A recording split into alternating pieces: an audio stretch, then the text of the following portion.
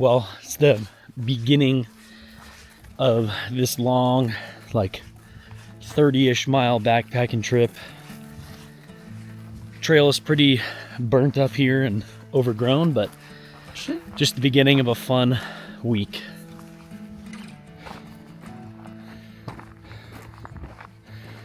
Definitely hazier than normal.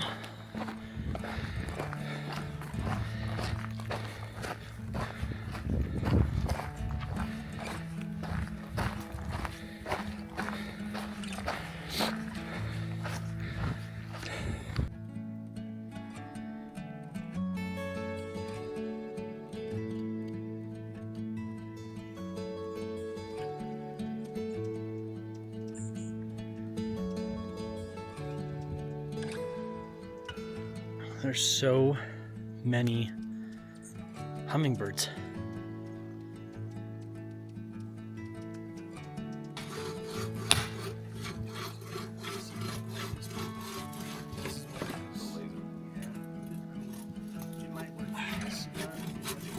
Well, you just saw the beginning of a long trip. There's gonna be two parts to this video. One is more of the... You're gonna see a bunch of dogs running in and out through some of these recordings, so it's gonna be a good time. Because I have no idea how they'll react, but hopefully it'll be kind of funny. But this video will end up being two parts, mainly because there was two sections to this journey. It's a long backpacking trip.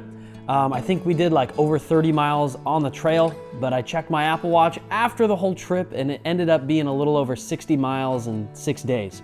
So some of the cutaways and stuff, or some of the commentary while we're up there will be a little inaccurate because past Keaton's stupid, but future Keaton, well, he's smarter, I think. But in part one, you'll get to see a lot more photography stuff because the first 3 days of this trip, we were eating good because we hired a mule team or like a packer, and they packed in a bunch of extra supplies for us. So we were eating good. I was a lot more enthralled to take pictures because we weren't walking all day, every day. But I also had some film gear on me and just some heavier equipment. So it was really nice. The mules did a lot of heavy lifting. So part one will be a lot more photo focused, but part two, a little bit more of the storyline and just where the journey ended up taking us. But in these first two pictures, one of them was taken on my Sony A1. The second picture was taken on my great-grandfather's Yashica mat on gold 200 film.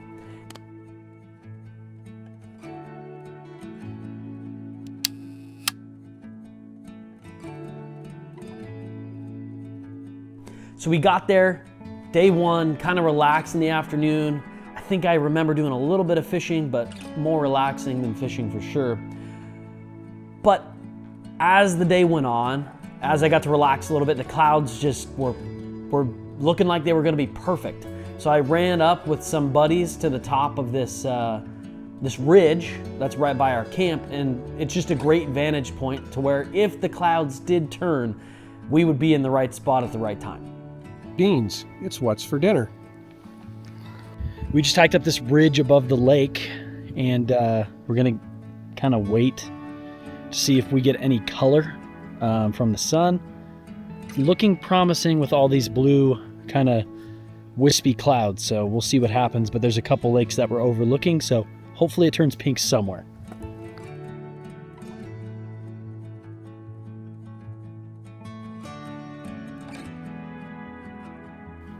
So currently we're staying at this lake right here. In a couple days we're gonna walk around this ridge and eventually make our way into the area at the base of the peak at the far end of this frame. Joe Crane Lake, Sadler, McClure, that's where we're gonna end up. So I am very excited to get there.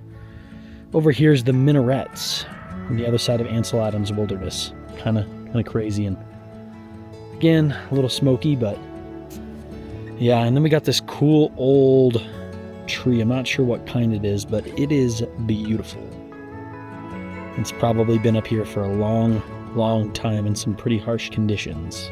At this point, because of the mules, thank you, I had a Canon AE1, which was my grandpa's, and then I had the Yashica Mat, which was my great-grandfather's. And I had my Sony A1, and here's some of the pictures that I got during that little stint.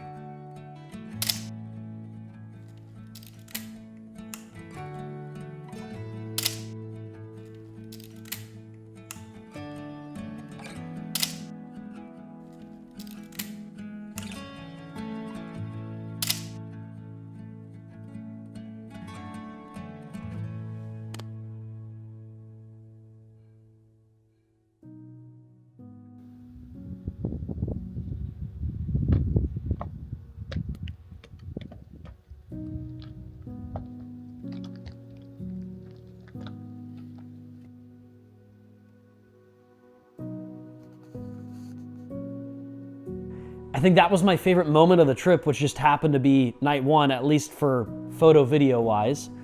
It was just the perfect lead up into the perfect sunset, because Past Keaton was saying, hey, I think we're gonna get a good sunset. And for once, Past Keaton got it right.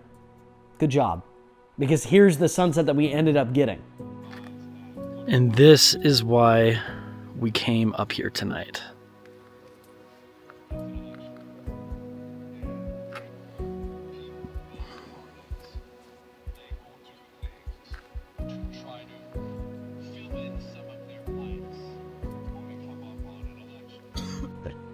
Well, the dogs are going pretty nuts down below, right here off camera. They're just fighting. But while we were watching this sunset, we were just being serenaded with some AM radio.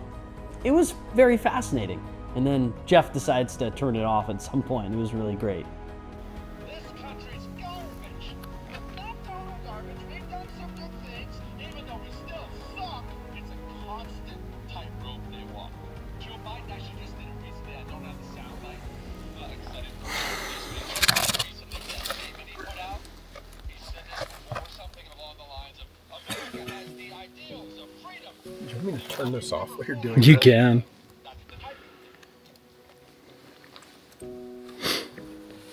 Jeff, what would you rate this sunset right now? Probably 7. That's it? Yeah. If it wasn't so hazy, I would rate it a little bit more. Facts. It's just too hazy up here. If it wasn't hazy, I'd give it a 10.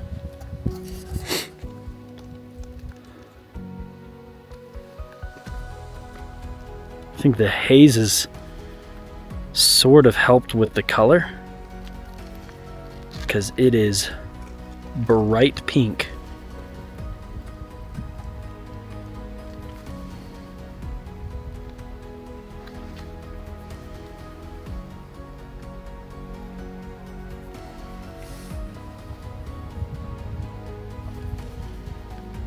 The one thing that I regret is the film that I loaded into my AE1 and my Yashica.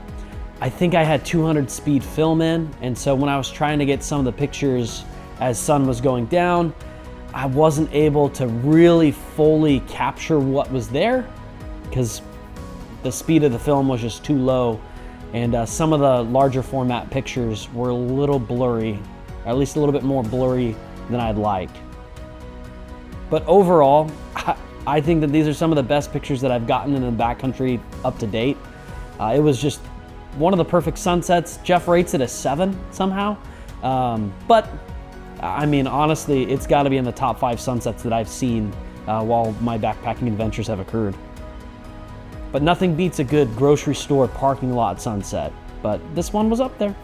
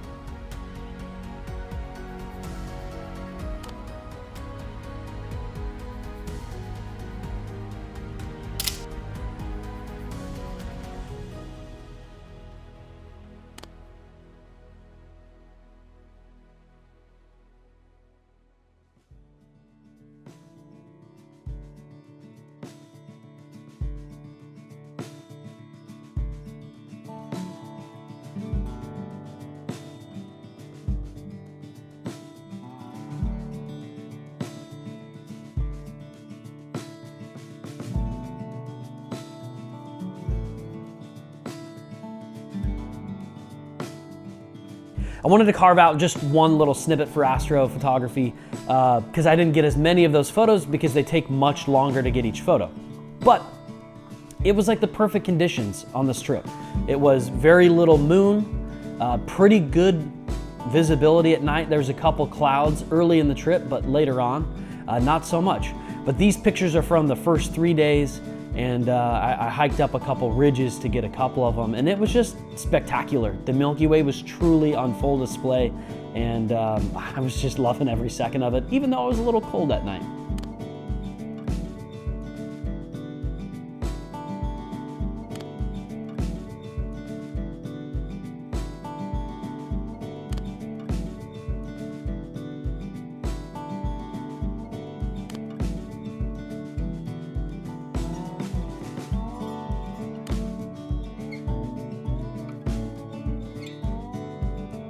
But these photos were taken on my Sony A1 with the 17 to 28 Tamron lens.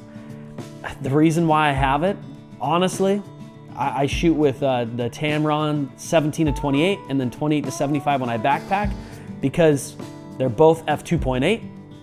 They both have the same filter size and they are much, much lighter than the Sony G Master alternatives.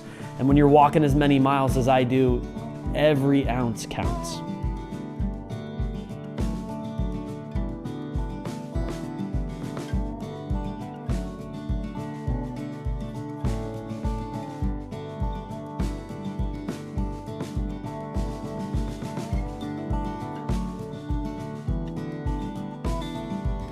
Day 2 of the trip, we're trying to catch some fish, but it's overcast and call for thunderstorms. Looks like they might roll in. So we'll see what happens, but it's been pretty cloudy. Not doing a whole lot today, just kind of bracing for impact if there is a thunderstorm. So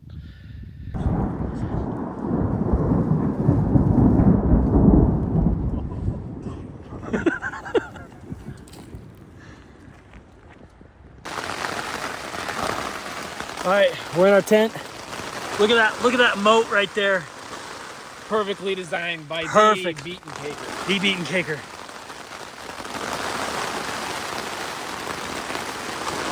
And pouring. Yeah, and I just farted in our tent, so it's gonna be a long rainstorm. Woo!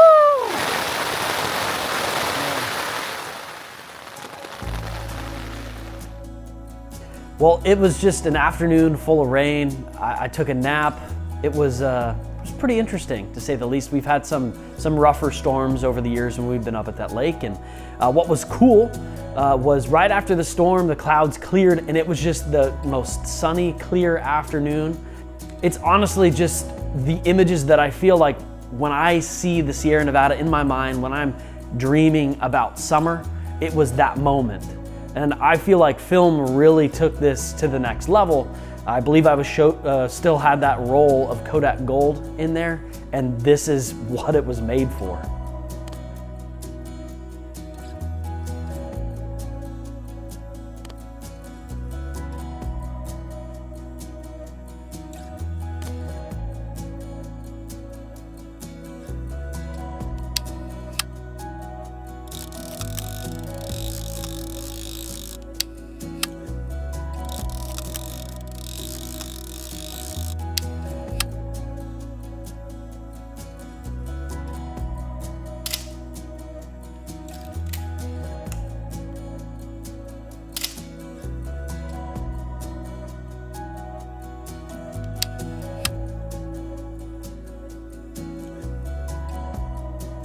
Well, the rain lasted a little bit, sprinkled for an hour and a half, 2 hours, but the tough patch was pretty short.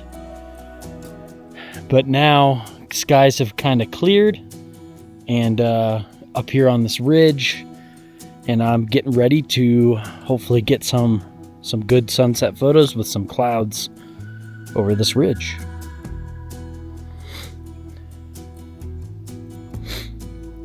Beautiful night yet again.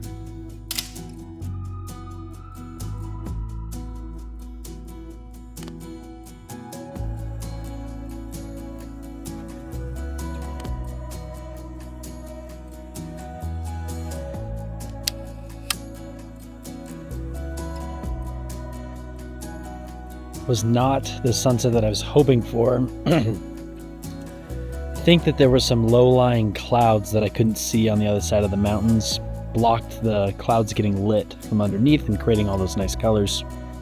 But blue hour was pretty dope. So day 2 is coming to an end. It was eventful. Some thunder and lightning right over the head of us, right over our heads, and we still got a few more days left. So we'll see what day 3 brings us tomorrow.